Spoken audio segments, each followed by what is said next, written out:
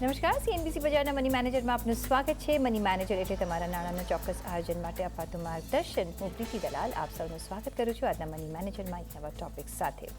આજના મની મેનેજરમાં આપણે વાત કરીશું ઈપીએસ વર્સિસ એનપીએસ, કઈ રીતના આપણે ચૂઝ કરશું, નિવૃત્તિના પ્લાનિંગ માટે શાની પસંદગી કરશું અને સાથે જ લઈશું દર્શકોના સવાલ પણ. ત્યારે મની મેનેજરમાં આજે આપણે વાત કરીશું કે ઈપીએસ અને એનપીએસ વચ્ચે શું તફાવત છે, નિવૃત્તિના આયોજન માટે કયું રોકાણ વધુ હિતાવહ છે અને આ બેમાંથી કયા વિકલ્પને પસંદ કરી શકાય. અને આ ચર્ચામાં આપણી સાથે જોડાયા છે પ્રોમોર ફિનટેકના ડિરેક્ટર અને certified financial planner Nisha Sanghvi. Nisha, ઘણું સ્વાગત છે આપનું. અને શું એમ્પ્લોય પ્રોવિડન્ટ ફંડમાં પાર્ટિસિપેટ થવું કે હવે જે એનપીએસની યોજના છે જે પાછલા ઓફકોર્સ એક દાયકાથી વધારે હવે આવી ગઈ છે પણ હવે વધારે પોપ્યુલર પણ થઈ રહી છે. અને રિટાયરમેન્ટની જ્યારે આપણે વાત કરતા હોઈએ ત્યારે આપણને એવું થતું હોય છે કે આપણી પાસે મેક્સિમમ ભંડોળ હોય. તો બંનેમાં પહેલાં તો કઈ રીતનું રિટાયરમેન્ટનું પ્લાનિંગ શરૂ કરવું જોઈએ અને આ બેમાંથી બ્રોડર રીતે તમે કઈ રીતે સમજાવશો, બંને સ્કીમ્સ છે શું? Thank you Pritiben, always pleasure to come on your show. આપણે જ્યારે રિટાયરમેન્ટ વાત કરીએ ને તો આપણે કેલ્ક્યુલેશનમાં હંમેશા આપણે ઇન્ફ્લેશન ધ્યાનમાં રાખવું જોઈએ અને ટેક્સેશન પણ ધ્યાનમાં રાખવું જોઈએ. જ્યારે પણ આપણે ઇન્ફ્લેશન કેલ્ક્યુલેટ કરીએ છીએ તો ફોરવર્ડ લુકિંગમાં આપણે અઝમ્પશન્સ કરીએ છીએ. તો એ હિસાબે આપણે આપણી ઇન્વેસ્ટમેન્ટ સ્કીમ ચૂઝ કરવી જોઈએ. હવે આપણે આવીએ છીએ ઈપીએફ ઉપર કે ઈપીએફ શું છે. જ્યારે તમે એક સેલેરાઇડ છો અને તમારી કંપની તમને એક પ્રોવિડન્ટ ફંડ ઓફર કરે છે તો ત્યારે તમે ઈપીએફમાં ક્વોલિફાય કરો છો. અને એમાં એવું હોય છે કે 12% ઓફ યોર બેસિક જે સેલરી હોય છે એ તમારા એમ્પ્લોય પ્રોવિડન્ટ ફંડનું કોન્ટ્રીબ્યુશન બને છે. અને એટલું જ કોન્ટ્રીબ્યુશન તમારો એમ્પ્લોયર પણ કરે છે એ જ ઈપીએફમાં. અને પછી આપણે વાત કરીએ એનપીએસની, નેશનલ પેન્શન સ્કીમ. આ એક 2004માં લોન્ચ કરેલી ગવર્મેન્ટની સ્કીમ છે. 2009થી ઓપન પબ્લિકમાં થઈ ગઈ હતી અને એક નોર્મલ પર્સન કરી શકીએ છીએ. તો એનપીએસમાં રેસ્ટ્રિક્શન નથી કે તમે સેલરીડ હોવા જોઈએ કે સેલ્ફ એમ્પ્લોયડ હોવા જોઈએ. એમાં કોઈ રેસ્ટ્રિક્શન નથી. As long as you are an Indian you can contribute to national pension scheme. Okay. તો ઓફકોર્સ બંને એક તમારા રિટાયરમેન્ટ માટે જ છે ને બંનેમાં આપણે જે સેલરીડ ક્લાસ હોય છે ઇન્વેસ્ટ કરતા જ હોય છે, પણ પ્રોવાઇડેડ તમારો એમ્પ્લોયર કઈ સ્કીમ ચૂઝ કરે છે એ પણ ડિપેન્ડ થાય છે કે જે પણ સ્કીમ હોય આપણે we can choose on are on. શું એવું પોસિબલ છે? સો અગર કોઈની સેલરી 15,000થી ઓછી છે તો એ પોઈન્ટ ઓફ ટાઈમ પર તમારે કમ્પલસરી એમ્પ્લોય પ્રોવિડન્ટ ફંડમાં આવવું પડે છે. જે અને આફ્ટર બિયોન્ડ 15,000 તમે ચૂઝ કરી શકો છો. પણ મેજરલી લોકો ચૂઝ કરતા ઈપીએફને ચૂઝ કરે છે.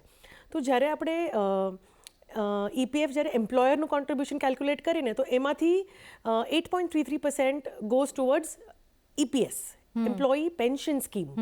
તો તમારું જે એમ્પ્લોયી પ્રોવિડન્ટ ફંડનું કોન્ટ્રીબ્યુશન છે એ ઘટી જાય જે કોર્પોરેટ તમારો કરતો હોય છે. તો આ એક કેલ્ક્યુલેટિવ હોવું જોઈએ કે આપણે શું ફોકસ કરી રહ્યા છે. અને એનપીએસમાં બે તરીકેથી આપણે ઇન્વેસ્ટ કરી શકીએ છીએ. એક છે 10% of your basic salary, that's a maximum upper cap. અને એના સિવાય જે છે એ 50,000 એન્યુઅલી તમે ટેક્સ બેનિફિટ લેવા માટે તમે એઝ અ ઇન્ડિવિજ્યુઅલ પર્સન કરી શકો છો. પણ સપોઝ તમારે જાણવું હોય કે સપોઝ તમે જો સેલરી છો તો ઓફકોર્સ તમે કદાચ ઈપીએફ અને એનપીએસ બંનેમાં કરી શકો છો. પણ જે સેલરી નથી, જે બિઝનેસમાં છે એ કઈ રીતે, એ તો ઈપીએફમાં કોન્ટ્રીબ્યુટ નહીં કરી શકે, એમને એનપીએસનો જ એક સહારો રહે છે. યસ, સો એનપીએસ રહે છે અને એના સિવાય એમની પાસે પીપીએફ પણ ઓપ્શન રહે છે. એબ્સોલ્યુટલી. યસ. જી જી. તો એઝ અ રિટાયરમેન્ટ કે સોશિયલ સિક્યોરિટી માટે આપણે અગર ઇન્વેસ્ટ કરતા હોઈએ છીએ તો ફોર નોન સેલરીડ તો NPS is a good option. અને પીપીએફ એમાં થોડું શું ટેક્સેશન એંગલ છે જે આપણે સમજવું જરૂરી છે. પીપીએફમાં તો આપણે જોઈએ છીએ કે બિસાઇડ્સ ઈપીએફ અને એનપીએસ આપણે કરતા હોઈએ પણ પીપીએફમાં તો બધા જ કરતા જ હોય છે યુઝ્યુઅલી, કારણ કે એક સારો એમાં આપણને રિટર્ન્સ પણ મળતા હોય છે અને રિટાયરમેન્ટ માટે એક સારું આપણે ભંડોળ પણ ભેગું કરી શકતા હોય છે. પહેલાં ઈપીએફ પર આવીએ કારણ કે એ મોસ્ટ પોપ્યુલર છે અને એનપીએસમાં હજી પણ એન્ટ્રન્સ આવી રહ્યા છે. હજી એટલી જેટલી ગ્રીપ પકડવી જોઈએ એટલી પકડાઈ નથી, ઓલ્ધો ઘણી બધી અવેરનેસ છે. ઈપીએફની જ્યારે વાત કરીએ ત્યારે કઈ રીતનું આપણે તૈયારી રાખવી જોઈએ કે ઓન રિટાયરમેન્ટ આપણને કેટલું એમાં ભંડોળ મળશે, ટેક્સેશન પોઈન્ટ ઓફ વ્યૂ આપણે શું ધ્યાન રાખવું જોઈએ અને કઈ રીતના પછી આપણે આગળ જતાં કમ્પેર કરી શકીએ. તો પહેલાં EPFનું આખું તમે જો સ્ટ્રક્ચર સમજાવી શકો તો. ઓકે, સો એમ્પ્લોય પ્રોવિડન્ટ ફંડમાં મેં એક્સપ્લેન કર્યું 2 પાર્ટ છે, એમ્પ્લોયી પાર્ટ અને એમ્પ્લોયર પાર્ટ. બરાબર.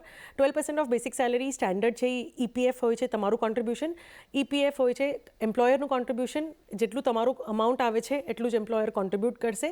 અગર આપણે એમાં EPSનો ઓપ્શન આવે છે, એમ્પ્લોય પેન્શન સ્કીમનો ઓપ્શન આવે છે, તો એમ્પ્લોયરનું જે કોન્ટ્રીબ્યુશન હશે એમાંથી વયું જશે. પછી આગળ આમાં તમે જે રીતે કોન્ટ્રીબ્યુટ કરતા જાઓ છો, સપોઝ ઇન્ટરેસ્ટ રેટ જે છે અત્યારે 8.15 છે. આ interest rate every year and around માર્ચમાં ડિક્લેર થાય છે કે આ વર્ષનું ઇન્ટરેસ્ટ આટલું મળશે. તો એ તમારા નામથી અક્યુમ્યુલેટ થતું જાય છે. તમે જ્યારે જોબ ચેન્જ કરો છો તો બહુ જરૂરી છે કે તમે તમારો EPF ટ્રાન્સફર કરો, એટલે તમારી કન્ટિન્યુટી રહેશે તમારી પેન્શનની અને તમારે મલ્ટિપલ ટ્રેકિંગ નહીં કરવું પડે. જ્યારે આપણે EPFની વાત કરીએ છીએ તો એમાં ઇમ્પોર્ટન્ટ છે કે you have to hold to your retirement age, તો જ તમે એમાં પૈસા ગ્રોથ દેશે અને એમાં તમને રિટાયરમેન્ટમાં એ પૈસા ટેક્સ ફ્રી આવે છે.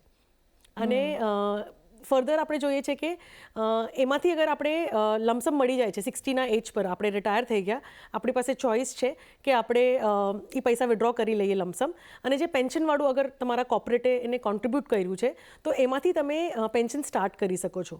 અને એ પેન્શનમાં પણ તમને ચોઇસ હોય છે કે તમને પેન્શન કેવી રીતે જોઈએ છે, કે તમે જીવિત છો ત્યાં સુધી જોઈએ છે, તમારા પછી તમારા સ્પાઉસને મળવી જોઈએ, કે એ લમસમ મની તમારા ફેમિલીને મળી જવી જોઈએ. તો આ છે EPFનું ડિટેલ. સાથે જ જો નિશાજી આપણે સમજવું હોય કે NPS માટે આપણે એક વખત સમજી લઈએ, પછી આપણે બેને કઈ રીતે કમ્પેર કરવું એ સમજી શકીએ છીએ. NPS કઈ રીતના આપણે યુઝ કરી શકીએ છીએ, શું એમ્પ્લોયર થ્રુ જ આપણે જો કંપનીમાં કામ કરતા હોય એવી રીતે રોકાણ કરી શકીએ કે આપણે individually separately on are on પણ આપણે કરી શકીએ, અને કઈ રીતના અહીંયા આપણે રોકાણ કરી શકીએ છીએ, ઇન્વેસ્ટમેન્ટ કરી શકીએ છીએ. ઓકે પ્રીતિબેન, NPS જ્યારે સ્ટાર્ટ થયું હતું વેરી ઇન્ટરેસ્ટિંગલી એ લોકો આપણને એક યુનિક આઈડેન્ટિફિકેશન નંબર આપે છે, that is called PRAN, PRAN. તો તમે જેવું એક NPS એકાઉન્ટ રજિસ્ટર કરો છો, તમારો PAN નંબર આવી જાય, તો તમારી રેકગ્નિશન જે છે NPSમાં એ PRANના થ્રુ છે. તમે અગર સેલ્ફ એમ્પ્લોયડ છો કે તમે જોબમાં છો, તમે એમાં રિસ્ટ્રિક્શન નથી કે તમે NPS એકાઉન્ટ નહીં ઓપન કરી શકો. બે સિચ્યુએશનમાં તમારો NPS કન્ટિન્યુ થઈ શકે છે. અને જ્યારે આપણે જોબ છોડી દઈને એન્ટરપ્રિન્યોર જર્નીમાં જઈએ છીએ તો તમે તમારો NPS કન્ટિન્યુ પણ કરી શકો છો. તો એનું કોન્ટ્રીબ્યુશન તમને તમારે પોતાના અકાઉન્ટથી કરવું પડશે. અત્યારે શું થાય છે, અગર તમે તમારા એમ્પ્લોયરના થ્રુ તમે ઓપ્ટ કર્યું હોય તો એમાં તમને સેલરીમાં આવવાની પહેલાં જ ડિડક્ટ થઈ જાય છે તમારામાંથી, અને એ ત્યાં જમા થઈ જાય છે NPSમાં તમારા નામથી. એના સિવાય પણ તમે ઇન્ડિપેન્ડન્ટલી 50,000 એડિશનલ ટેક્સ બેનિફિટ માટે કરવા માગો છો તો બી તમે કરી શકો છો. તો આ ટેક્સ ડિડક્શન થયું, આમાં કોણ કરી શકે છે અને કેટલું કરી શકે છે એ પણ થયું. અને પછી આપણે વાત કરીએ કે વન થિંગ વેરી ઇમ્પોર્ટન્ટ જે આપણે ધ્યાનમાં રાખવાનું છે કે NPSમાં money will get locked in for till age 60. EPFમાં તમે 5 વર્ષ પછી નિકાલી શકો છો, અને એમાં પણ લોક ઇન નથી. 5 વર્ષ પહેલાં વિડ્રો કરો છો તો એમાં ટેક્સ લાગે છે. અને NPSમાં જ્યારે આપણે વાત કરીએ છીએ તો NPSમાં it is absolutely lock till age 60. અને એમાં પણ 60 પછી તમે 60% ઓફ ધ મની તમે લમસમ વિડ્રો કરી શકો છો, અને 40% જે છે એ એક એન્યુઇટી પ્લાનમાં જશે જે તમને ઇનડાયરેક્ટલી પેન્શન આપશે, અને એ પેન્શન તમને જે આવશે એ ટેક્સેબલ રહેશે. તો NPSમાં આપણને કેટલું રેટ ઓફ રિટર્ન મળે વર્સસ EPFમાં? કારણ કે EPFમાં તો આપણે 12% વાત કરી રહ્યા છીએ. NPSમાં કેટલું મળે? સો EPFમાં આપણે જ્યારે વાત કરીએ છીએ ને પ્રીતિબેન, તો ઇન્ટરેસ્ટ રેટ રેન્જ કરીએ છીએ બિટવીન 8 to 10%, બટ લાસ્ટ આપણે 4-5 યર્સ કન્સિસ્ટન્ટલી જોઈએ તો 8 અને 8.5-9ની વચ્ચે ચાલે છે. કરંટ ઇન્ટરેસ્ટ રેટ 8.15 છે. અને NPSમાં આપણે વાત કરીએ ને, it is link to markets. આપણે જ્યારે NPS એકાઉન્ટ ઓપન કરીએ છીએ ને તો એમાં છે ને એક ઓપ્શન આવે છે કે તમારે બ્રેકઅપ, કે તમારે કેવી રીતે ચૂઝ કરવું છે, કે તમને ગવર્મેન્ટ સિક્યોરિટીઝમાં નાખવું છે, ડેટ માર્કેટમાં નાખવું છે કે ઇક્વિટીમાં નાખવું છે. તો તમે એમાં જે સિલેક્શન કર્યું હોય એના બેસિસ પર જ તમને તમારું એલોકેશન થાય છે તમારા કોન્ટ્રીબ્યુશનનું. તો એના બેસિસ પર તમારું રિટર્ન આવશે. So what two expect between 8 to 10%, અને તમે ઇક્વિટી ઓપ્શન વધારે સિલેક્ટ કર્યું હોય તો 10 to 12% પર આપણે એક્સપેક્ટ કરી શકીએ છીએ. But yes, we need to remember કે માર્કેટ લિંક છે તો રિસ્ક તો રહેશે. કારણ કે જો માર્કેટ ઉપર નીચે જાય છે તો તમારા રિટર્ન્સ પણ એવી રીતે વેરી થઈ શકે છે એઝ અગેન્સ્ટ ઈપીએફમાં તમને જે પ્રી ડિટરમાઇન્ડ છે 8-8.5% જે બી પ્રી ડિટરમાઇન્ડ છે એ મળી જશે. તમે એક બીજો જે ઇમ્પોર્ટન્ટ પોઈન્ટ ઓફ વ્યૂ કયો એ છે કે જો તમારે વિડ્રોલ કરવું હોય તો જેમાં એનપીએસમાં ઓફકોર્સ એક લોક ઇન છે, ઈપીએફમાં તમારે જ્યારે વિડ્રો કરવું હોય તો કરી શકો અને એની અગેન્સ્ટ લોન પણ લેવી હોય તો ઈપીએફમાં આઈ થિંક મળે છે કે ખાલી એમના તમારું વિડ્રોલ જ કરી શકો છો, પણ એનપીએસમાં એવી કોઈ સુવિધા નથી એઝ ઓફ નાઉ નથી. હા, તો એ શું એક તમારો સિલેક્શનનો ક્રાઇટેરિયા હોઈ શકે? Very interesting question Pritiben. સો જ્યારે આપણે લોન્સની વાત કરીએ ને કે ઈપીએફની અગેન્સ્ટ મળવી જોઈએ કે નહીં, so loans technically is not available under EPF or NPS, નથી અવેલેબલ. અને મારા હિસાબે એ તમારી રિટાયરમેન્ટની કિટી છે, તો રિટાયરમેન્ટને તમારા લાયબિલિટી સાથે કનેક્ટ મારા હિસાબે ન કરવી જોઈએ.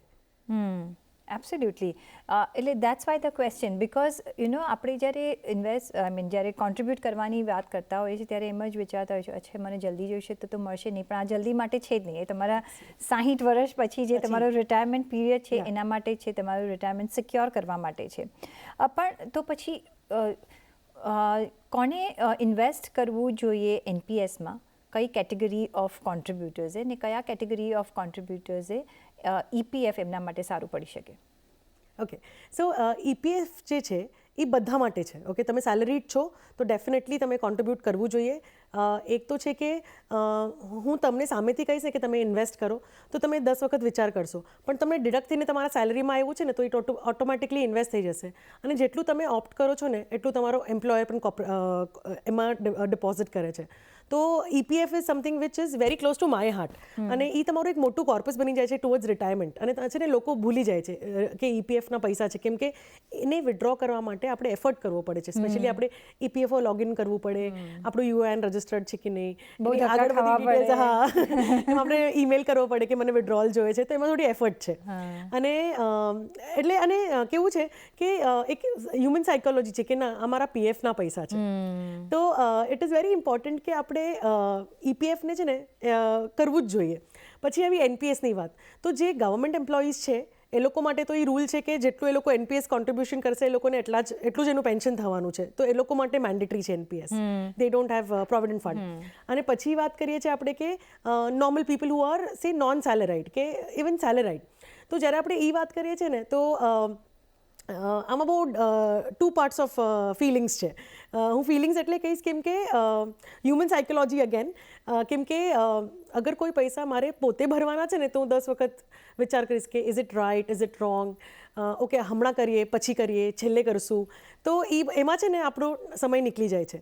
અને અગર તમે એકદમ ડેડિકેટેડલી ક્લિયર છો કે હું સેલરીડ નથી અને મારી પાસે પેન્શન સ્કીમ મારે બીજી કોઈ લેવી નથી, મારે બીજો કોઈ ઇન્સ્યોરન્સ પ્લાન નથી લેવો પેન્શન માટેનો, તો I would rather invest only for NPS. Tax deduction આજે ફક્ત 50,000 માટે છે, that is hardly anything. 50,000 invest કરવાથી 16,000નો ટેક્સ બચે છે. ઓકે, પણ 50,000 આપણને કેટલી દૂર લઈ જશે? Is it sufficient? એટલે એની માટે આપણે 50,000 બિયોન્ડ આપણે વિચાર કરવાનો છે કે આ મારું રિટાયરમેન્ટ, મારું સોશિયલ સિક્યોરિટી રહેશે, તો યસ મારે એનપીએસમાં ઇન્વેસ્ટ કરવું જ જોઈએ. એબ્સોલ્યુટલી. તો જે ફેક્ટર્સ છે કઈ રીતના ધ્યાનમાં રાખવા જોઈએ એ ઘણું ઇમ્પોર્ટન્ટ બની જતું હોય છે. પણ તમે ટેક્સ મેન્શન કર્યું અને એ ટેક્સ પોઈન્ટ ઓફ વ્યૂ પણ એક થોડી આપણે જાણકારી આપી દઈએ કે કઈ રીતના ટેક્સ લાગુ પડે છે, તમે કેટલું મેક્સિમમ પર યર એનપીએસમાં કોન્ટ્રીબ્યુટ કરી શકો છો, અને ઓફકોર્સ વિડ્રોલ માટે તો આપણે વાત કરી લીધી છે. કઈ રીતનું ટેક્સ સ્ટ્રક્ચર એપ્લિકેબલ હોય છે? સો ઈપીએફની અગર આપણે વાત કરીએ છીએ તો આપણે ટેક્સેશનમાં કીધું છે કે ટ્રિપલ ઈ છે, તો ઇન્વેસ્ટ કરશો ત્યારે કોઈ તમને કોઈ એક્ઝેમ્પશન છે, તમારો ઇન્ટરેસ્ટ જે ગ્રોથ થશે એ એક્ઝેમ્પ છે અને મેચ્યોરિટી એક્ઝેમ્પ છે. એનપીએસમાં ઇન્વેસ્ટ કરો છો તો એક્ઝેમ્પ છે, તમે ગ્રોથ મળે છે એની પર પણ કોઈ ટેક્સ નથી. પણ જ્યારે તમે વિડ્રો કરો છો તો એ પોઈન્ટ ઓફ ટાઈમ પર તમને 60% જે વિડ્રો કોર્પસ થશે એની પર ટેક્સ નહીં લાગે, પણ એ 40% જે એન્યુટી પ્લાનમાં જશે અને એમાંથી જે પેન્શન આવશે એ ટેક્સેબલ રહેશે આપણને. ઓકે. અને સપોઝ કોઈ ચેન્જ ઓફ જોબ કરે છે કે કોઈ સમજો કે સર્વિસમાંથી બિઝનેસમાં જાય છે કે બિઝનેસમાંથી સર્વિસમાં જાય છે, તો પછી કઈ રીતની કન્ટિન્યુટી રહી શકે છે, કઈ રીતે એપ્લિકેબલ બને છે એનપીએસ ખાસ કરીને? સો એનપીએસમાં આપણે વાત કરીએ કે કન્ટિન્યુટી કેવી રીતે મળશે, તો એનપીએસમાં કન્ટિન્યુટી એવી રીતે કે તમારી પ્રાન નંબર જે છે PRAN, રાઈટ, તો પ્રાન નંબર જે છે એ તમારી આઈડેન્ટિટી છે. તો the moment you have connected PRAN number, say તમે જોબથી બિઝનેસ જઈ રહ્યા છો, તો તમારી પાસે તમારો પ્રાન નંબર છે, એનાથી તમે તમારું લોગિન ક્રિએટ કરી શકો છો એનપીએસના વેબસાઇટ પર, અને તમે પોતે મેન્યુઅલ એન્ટર કરી શકો છો. હવે તમે બિઝનેસથી પાછા જોબમાં જઈ રહ્યા છો, તો તમારે પ્રાન નંબરથી આપીને તમારે ડિટેલ આપવાની છે તમારા કોર્પોરેટને કે હું મારા 10% ઓફ બેસિક સેલરી મારું પ્લીઝ એનપીએસમાં કોન્ટ્રીબ્યુટ લઈ લેજો, તો એ તમારા અકાઉન્ટમાં ઓટોમેટિકલી ત્યાં જમા થશે. અને સપોઝ આપણે ઈપીએફ માટે સમજવું હોય, એ અહીંયા કઈ રીતે લાગુ પડે છે? સપોઝ આપણે ચેન્જ ઓફ વર્ક કરીએ છીએ અને ઘણા બધા એવો જોબ ચેન્જ કરતા હોઈએ છીએ, તો એ ટ્રાન્સફરેબલ છે? યસ. સો ઈપીએફમાં એવું હોય પ્રીતિબેન કે એમાં UAN, ઓકે, એ તમારી આઈડેન્ટિટી છે અંડર ઈપીએફ. તો અમારી પાસે આ ક્વેશ્ચન ઘણીવાર આવે છે કે હું કન્ટ્રી છોડીને જાઉં છું 3 વર્ષના પ્રોજેક્ટ પર, તો મારું ઈપીએફનું શું કરવાનું? તો જનરલી ઈપીએફ તમને 3 વર્ષ સુધી ઇન્ટરેસ્ટ આપે છે. તો ડેટ પ્રોડક્ટ્સમાં આપણે જોઈએ ને તો 8.15 ગેરંટીડ ટેક્સ ફ્રી રિટર્ન્સ તમને મળી રહ્યા છે, તો 3 years સુધી તમને ડેફિનેટલી ઇન્ટરેસ્ટ મળશે. તો અમે જનરલી કહીએ કે લેટ ઇટ બી ધેર, અને વેન યુ કમ બેક તમે નવો જોબ કરશો કે તમે બિઝનેસ કરશો, ત્યારે આપણે ડિસાઇડ કરશું કે તો પહેલાં 3 વર્ષ તમે એને છોડી દો એ રીતે ગ્રો થવા માટે. પછી સેકન્ડ સિનારીઓ છે કે જ્યારે ઈપીએફમાં આપણે જોબ છોડી દીધો અને બિઝનેસમાં વયા ગયા, તો again first 3 years you can choose કે તમે એને રહેવા દો ત્યાં અને ઇન્ટરેસ્ટ એન્જોય કરો. પણ અગર તમને એ પૈસા જોતા હોય કે તમારા બિઝનેસ માટે જોઈએ છે કે એ જ તમારું કેપિટલ છે, તો તમારે એ યાદ રાખવાનું છે કે આ તમારી રિટાયરમેન્ટ કોર્પસ હતી અને પણ તમે યુઝ કરી રહ્યા છો બિઝનેસ માટે. એન્ડ સપોઝ તમે જોબમાં પાછા જવાના જ નથી, તમે શ્યોર છો, take the money, invest it in such a way કે આ તમારી સોશિયલ સિક્યોરિટી બનશે આગળ once you plan to retire. જી, એમાં એકદમ સ્ટ્રિક્ટ અને ડિસિપ્લિન રાખવી પડશે, નહીં તો પછી તમે પહેલાં વાપરી કાઢશો અને પછી રિટાયરમેન્ટ વખતે આ કંઈ હશે નહીં. એટલે જે રિટાયરમેન્ટ માટે જે આવા કોન્ટ્રીબ્યુશન હોય છે એ સેપરેટ જ રાખવાના અને ટચ નહીં કરવાના, કારણ કે એક ખાસી એવું તમારા માટે રિટાયરમેન્ટ એજ માટે જ્યારે તમે પાછા આવો છો ત્યારે તમને હેલ્પફુલ બની શકશે. સાથે જે લાસ્ટ ક્વેશ્ચન કે ઇફ કોઈએ ચૂઝ કરવું હોય તો તમે કઈ રીતનું રેકમેન્ડેશન આપી રહ્યા છો between the two system, NPS કે EPF? So weightage almost equal રહેશે. ઈપીએફ તો ડેફિનેટલી તમારા બેસિકનું 12% છે, એ જવું જ જોઈએ, કેમ કે એમ્પ્લોયર પર ત્યાં સામે આટલું કન્ટ્રીબ્યુટ કરશે. That is something which has to be part of it, કેમ કે ટેક્સ ફ્રી છે, બહુ જરૂરી છે, અને તમને લમસમ મળે છે પૈસા whenever you want it, okay? Versus NPS, yes, અગર તમે ટેક્સ ડિડક્શનનો એંગલ લો છો તો એ તમે તમે ઓપ્ટ કરો જેટલી ટેક્સ ડિડક્શનની રિક્વાયરમેન્ટ છે. પણ અગર આ જ બેઝ તમારી રિટાયરમેન્ટની પ્લાનિંગ છે, તો then NPS contribution has to go beyond taxation also. તો 50,000ની જગ્યા પર તમારે 2-3 લાખ રૂપિયા તમારી જે આપણે ફોરવર્ડ કેલ્ક્યુલેશન લઈને બેકવર્ડ આપણે કરીએ છીએ કે એસઆઈપી કેટલી કરવી પડશે, તો then that money has to go કે 8-10% પર અગર એનપીએસ ગ્રો થવાનું છે તો આપણે એવી રીતે ઇન્વેસ્ટ કરશું. તો જ્યારે એનપીએસ માર્કેટ લિંક છે, કારણ કે આપણે વી હેવ ટુ ચૂઝ કે ડેટમાં કરવું છે કે ઇક્વિટીમાં કરવું છે, તો why NPS and why not other mutual fund products, જેમાં તમને તમને જ્યારે બી વિડ્રો કરવું હશે ને તમને ઓલ્ધો જો તમે ડિસિપ્લિન હો ને તમે એ ફંડ્સને ટચ ન કરવાના હોય, તો એવા કોઈ બીજા એવેન્યુઝ છે જેના માટે આપણે રિટાયરમેન્ટ માટે આપણા ફંડ્સ ભેગા કરી શકીએ છીએ? Yes, there are many products જેમાં આપણે રિટાયરમેન્ટવાળી જે કિટી છે આપણે જમા કરી શકીએ છીએ. સો મ્યુચ્યુઅલ ફંડમાં કેટેગરી છે રિટાયરમેન્ટ ફંડ્સ, એમાં એટીસીની બેનિફિટ પણ મળે છે અને પૈસા ઇક્વિટીમાં પણ જાય છે, અને તમે એમાં ચૂઝ પણ કરી શકો છો કે ઇક્વિટીમાં જવા જોઈએ કે ડેટમાં જવા જોઈએ. તો અને એમાં 5 years લોક-ઇન હોય છે. કોઈ ફંડ્સમાં જેની સ્કીમ ઇન્ફોર્મેશન છે એમાં લખ્યું હોય છે કે ટિલ 60 લોક-ઇન છે. તો આ ડિપેન્ડ કરે છે scheme to scheme, but yes retirement કરીને કેટેગરી છે. Versus when we look at NPS, તો અગેન એકદમ હ્યુમન સાયકોલોજી છે કે can I hold that money. Mutual ફંડમાં કેવું હોય, તમે એપ પર આવ્યા, તમે રિડમ્પશન કરી નાખ્યું એટલે પતી ગયા પૈસા, 12 આવી ગયા, તમે ખર્ચ કર્યા, ખબર જ ન પડી. So some money has to go towards lock in. તો જ્યારે આપણે ક્લાયન્ટ્સને કહીએ છીએ કે તમારી રિસ્ક પ્રોફાઇલિંગ કરીએ, એસેટ એલોકેશન કરીએ, તો એમાં ખબર છે કે ભાઈ તમે સ્પેન્ડ થ્રિફ્ટ છો કે તમે શોર્ટર ટર્મમાં પૈસા ખર્ચ કરી શકો છો, તો વી વુડ સે કે okay please park some money in NPS, at least આગળ જઈને પૈસા તમને તમને મળશે અને તમારી સાથે રહેશે એ પૈસા. Absolutely. So that is one logic કે એનપીએસ કેમ કરવું જોઈએ. પણ as a financial planning perspective તો અમે કહીએ કે ટેક્સ આપણે સમજવું જરૂરી છે, કેમ કે એનપીએસમાં ખાલી 50,000 કરશો તો 20 વર્ષમાં તમે કેટલા કોન્ટ્રીબ્યુટ કરશો? We are looking at around 10 lakhs.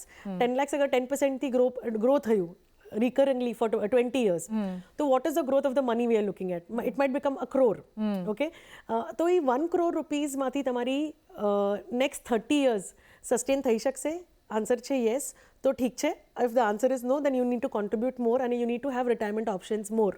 જી, એટલે એ જ પ્લાનિંગ કરીને તમારા રિટાયરમેન્ટ માટે નિવેશ કરી શકાય. એમાંથી એક એવન્યુ છે ઈપીએફ, એક છે એનપીએસ, પબ્લિક પ્રોવિડન્ટ ફંડ, અને સાથે જ બીજા બધા ઘણા બધા એવન્યુઝ છે જેના માટે તમે રિટાયરમેન્ટ માટે તમે રોકાણ કરી શકો છો. ખાલી તમારે એને એક એવા ફંડ્સ પણ છે, અથવા તમે જ્યાં રોકાણ કરો છો એ તમારે લેબલ આપવું પડશે કે અમારા રિટાયરમેન્ટ માટે છે. એટલે જરા પણ એકદમ ડિસિપ્લિન રાખવાનું, એને ટચ નહીં કરવાનું, જેથી તમારી રિટાયરમેન્ટ લાઈફ એકદમ સરળતાથી નીકળી શકે વિધાઉટ એની ટેન્શન. તો આ જ એક હેતુ હતું કે આપણે સમજી લઈએ કે કઈ રીતના રિટાયરમેન્ટ ફંડ્સ કામ કરે છે, કઈ રીતનું આપણે કોન્ટ્રીબ્યુટ કરવું જોઈએ. તો એ સાથે જ એક બ્રેકનો પણ અહીંયા સમય થઈ ગયો છે. તો એક બ્રેક લઈ લઈએ અને ત્યારબાદ દર્શકોના સવાલોના જવાબો લઈશું. અમારી સાથે જોડાયેલા રહેજો.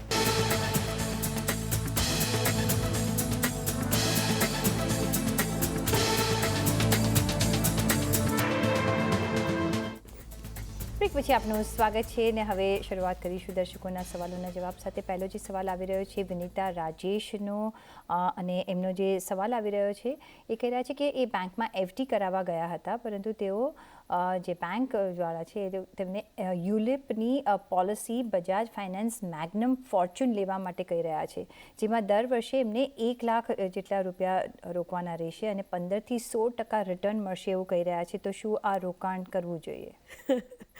સો પ્રીતિબેન, આ એકદમ જ ટ્રિકી ક્વેશ્ચન છે. હંમેશા આ ક્વેશ્ચન અમને પૂછવા આવે છે કે કેમ કે the moment you walk in to the bank તમને જે પ્રોડક્ટ આપવાની કોશિશ કરી રહ્યા છે ને, they are trying to sell you there need, એમના ટાર્ગેટ્સ અચીવ કરવા. એક્ઝેક્ટલી. પણ મારી નીડ છે કે હું બેંકમાં કેમ ગઈ હતી, મારે એફડી કરવી હતી.